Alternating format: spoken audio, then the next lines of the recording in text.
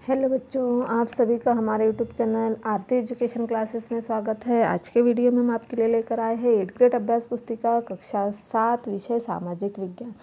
तो आइए बच्चों, हम देखते हैं 8th ग्रेड अभ्यास पुस्तिका कक्षा 7 सामाजिक विज्ञान की अनुक्रमणिका। तो यहाँ पर आज के वीडियो में हम आपके लिए लेकर आए हैं सामाजिक एवं राजनीतिक जीवन। तो इसमें जो हमें कक्षा 7 सामाजिक विज्ञान में 3 विषय दिए हुए हैं, इतिहास, भूगोल और सामाजिक एवं राजनीतिक विज्ञान। तो आज के वीडियो में हम आपके लिए लेकर आए हैं पाठ 1 समानता, सामाजिक एवं राजनीतिक जीवन का पाठ 1 समानता। तो आइए बच्चों, हम देखते हैं पाठ 1 समानता के प्रश्न उत्तर। यहाँ पर हम देखेंगे अध्याय 1 समानता दिया हुआ है, इसके प्रश्न उत्तर हमें देखना है। सार्वभौमिक वयस्क मताधिकार से क्या आशय है? जो सार्वभौमिक वयस्क मताधिकार है उससे क्या आशय है? इस प्रश्न का उत्तर हमें मिलेगा हमारी पाठ्य पुस्तक के पृष्ठ क्रमांक 6 पर। वयस्कों को मत देने का अधिकार है। सार्वभौमिक वयस्क मताधिकार क्या है? वयस्कों को मत देने का अधिकार है, चाहे उनका धर्म कोई भी हो, शिक्षा का स्तर या जाति कुछ भी हो, वे गरीब हो या अमीर, इसे ही सार्वभौमिक वयस्क मताधिकार कहते हैं। मताधिकार की समानता सभी को है। देखिए, भारत जैसे एक लोकतांत्रिक देश में सब वयस्कों को मत देने का अधिकार है, चाहे उनका धर्म कोई भी हो, शिक्षा का स्तर, जाति या कुछ भी हो, वे गरीब हो या अमीर हो। इसे जैसा कि आप समझ सकते हैं, सार्वभौमिक वयस्क मताधिकार इसे ही कहा जाता है। यह भी सभी लोकतंत्रों को आवश्यक पहलू है। सार्वभौमिक वयस्क मताधिकार का विचार समानता के विचार पर आधारित है, क्योंकि यह घोषित करता है कि देश का हर वयस्क स्त्री पुरुष, चाहे उसका आर्थिक स्तर या जाति कुछ भी हो क्यों न हो, एक वोट का हकदार है। इस तरह से मताधिकार सार्वभौमिक वयस्क मताधिकार से आशय है, जो हमने यहाँ पर 8th ग्रेड अभ्यास पुस्तिका में नोट कर दिया है। आप भी इसे अपनी 8th ग्रेड अभ्यास पुस्तिका में नोट कर लीजिए। आइए बच्चों, अगला प्रश्न देखते हैं। प्रश्न क्रमांक 2, मतदान करते समय हमें क्या क्या सावधानियां रखनी चाहिए? इस प्रश्न का उत्तर हमें मिलेगा पृष्ठ क्रमांक 6 पर। देखिए, मतदान करते समय हमें क्या क्या सावधानियां रखनी चाहिए? तो मतदान करते समय हमें सही प्रत्याशी को मतदान करना चाहिए और सही चुनाव चिन्ह पर मुहर लगाना चाहिए। मतदान करते समय हमें सही प्रत्याशी को वोट देना चाहिए, मतलब मत देना चाहिए, और सही चुनाव चिन्ह पर मुहर लगाना चाहिए। इस तरह मतदान करते समय हमें सावधानियां रखनी चाहिए। आइए बच्चों, अगला प्रश्न देखते हैं। प्रश्न क्रमांक 3, मानवीय गरिमा को किस प्रकार सुरक्षित किया जा सकता है? जो मानवीय गरिमा है उसे हम किस प्रकार सुरक्षित कर सकते हैं? तो सभी व्यक्ति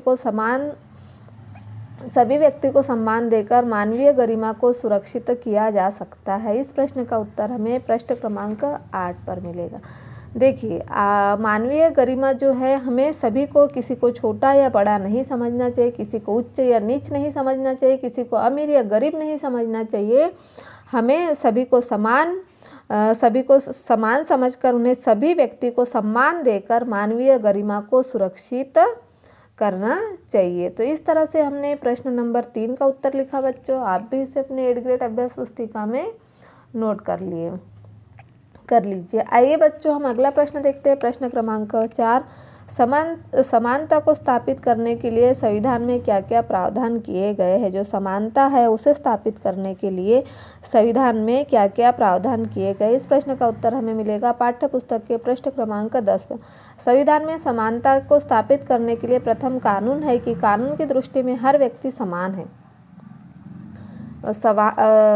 संविधान में क्या है? समानता के लिए कानून बना हुआ है और कानून की दृष्टि में हर व्यक्ति समान है। और दूसरा ये है कि किसी भी व्यक्ति के साथ उसके धर्म, जाति, वंश, जन्म स्थान और उसके स्त्री या पुरुष होने के आधार पर भेदभाव नहीं किया जा सकता।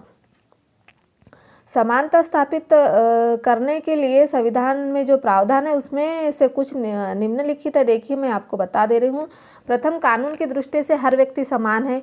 इसका तात्पर्य यह है कि हर व्यक्ति को देश के राष्ट्रपति से लेकर घरेलू व्यक्ति तक अपने कानून का पालन करना चाहिए। दूसरा, किसी भी व्यक्ति के साथ उसके धर्म, जाति, वंश, जन्म स्थान और उसके स्त्री या पुरुष होने के अधिकार या भेदभाव नहीं किया जा सकता। तीसरा, हर व्यक्ति सार्वजनिक स्थान पर जा सकता है, जिनमें खेल के मैदान, होटल, दुकानें और बाजार सम्मिलित हैं।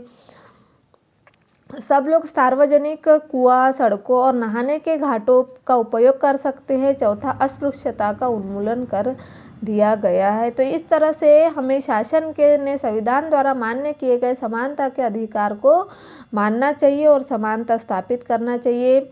इस तरह से जैसे कि देखो, संविधान ने समाज के अधिकार के लिए दो तरह के पहलू लागू किया था। पहला कानून के द्वारा और दूसरा सरकार की योजनाओं व कार्यक्रमों द्वारा सुविधाहीन समाजों की मदद करके। भारत में ऐसे अनेक कानून हैं जो व्यक्ति के समान व्यवहार प्राप्त करने के अधिकार की रक्षा करते हैं। कानून के साथ साथ सरकार ने उन समुदायों जिनके साथ सैकड़ों वर्षों तक असमानता का व्यवहार हुआ, उनका जीवन सुधारने के लिए अनेक कार्यक्रम और योजनाएं भी चालू की है। तो इस तरह से हमारा शासन भी समानता को स्थापित करने के लिए कोशिश करते हैं और बहुत सारे प्रावधान दिए हुए हैं जो हमने यहाँ पर लिख दिए हैं। आप इसे अपनी एडुकेट अभ्यास पुस्तिका में नोट कर लीजिए।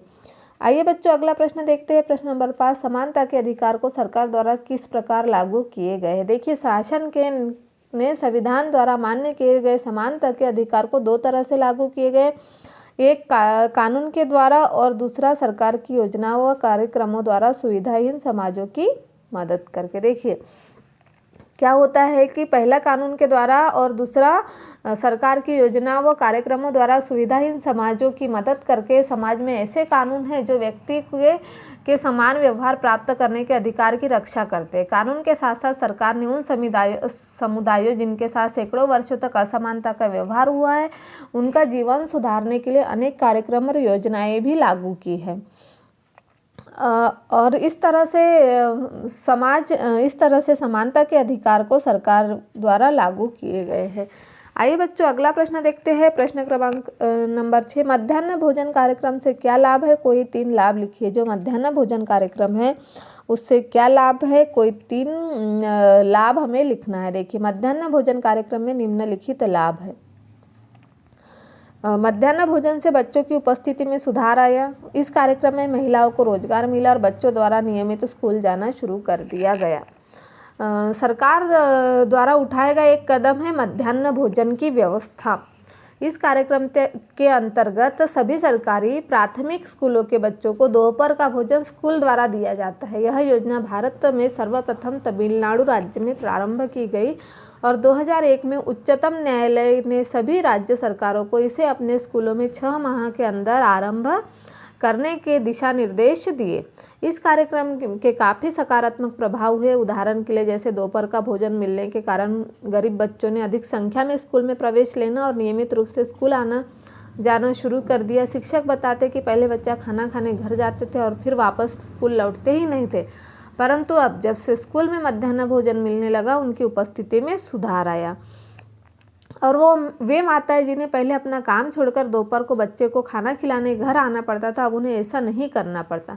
इस कार्यक्रम से जातिगत पूर्वाग्रह को कम करने में भी सहायता मिली है, क्योंकि स्कूल में सभी जातियों के बच्चे साथ साथ भोजन करते हैं और कुछ स्थानों पर तो भोजन पकाने के लिए दलित महिलाओं को काम पर रखा गया है।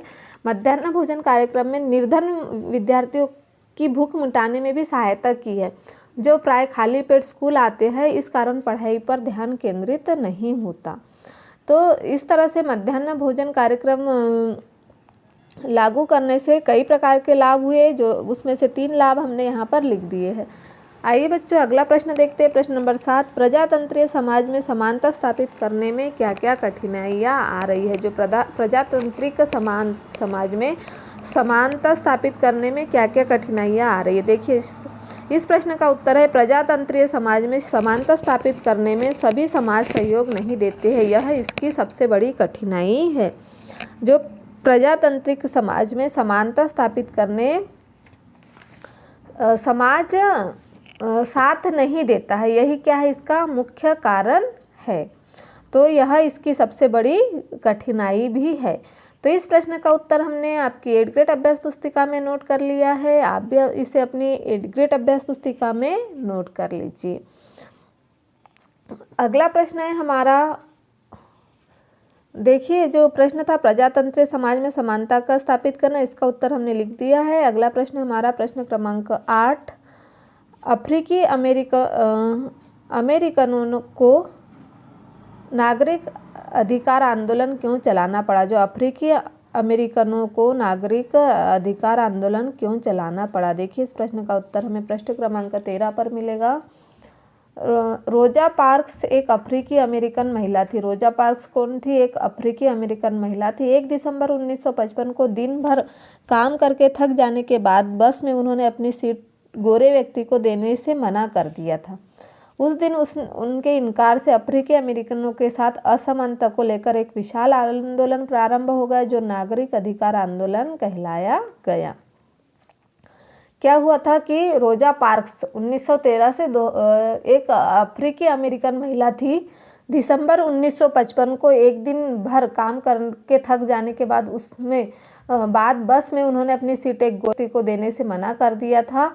उस दिन से उसे उनके इनकार से अफ्रीकी अमेरिकनों के साथ असमानता लेकर एक विशाल आंदोलन प्रारंभ हो गया था, जो नागरिक अधिकार आंदोलन सिविल राइट्स मूवमेंट्स कहलाया। फिर 1964 में के नागरिक अधिकार अधिनियम ने नस्ल, धर्म और राष्ट्रीय मूल के आधार पर भेदभाव को निषेध कर दिया। इसने यह भी कहा कि अफ्रीकी अमेरिकन बच्चों के लिए सब स्कूलों के दरवाजे खोले जाएंगे और उन्हें अलग स्कूलों में नहीं जाना पड़ेगा, जो विशेष रूप से केवल उन्हीं के लिए खोले गए थे। इतना होने के बावजूद भी अधिकांश अफ्रीकी अमेरिकन गरीब है। अधिकतर अफ्रीकी अमेरिकन बच्चे केवल ऐसे सरकारी स्कूल में प्रवेश लेने में सामर्थ्य रखते हैं जहां कम सुविधा और कम योग्यता हो। तो अफ्रीकी अमेरिकनों को नागरिक आंदोलन रोजा पार्क्स महिला ने जब गोरे अंग्रेज को सीट देने से मना कर दिया था, इस वजह से विशाल आंदोलन प्रारंभ हो गया था। इस तरह से हमने हमारा जो पार्ट 1 है समानता के प्रश्न उत्तर यहाँ पर लिखवा दिए हैं। आने वाले वीडियो में हम आपके लिए लेकर आएंगे पार्ट 5 स्वास्थ्य में सरकार की भूमिका।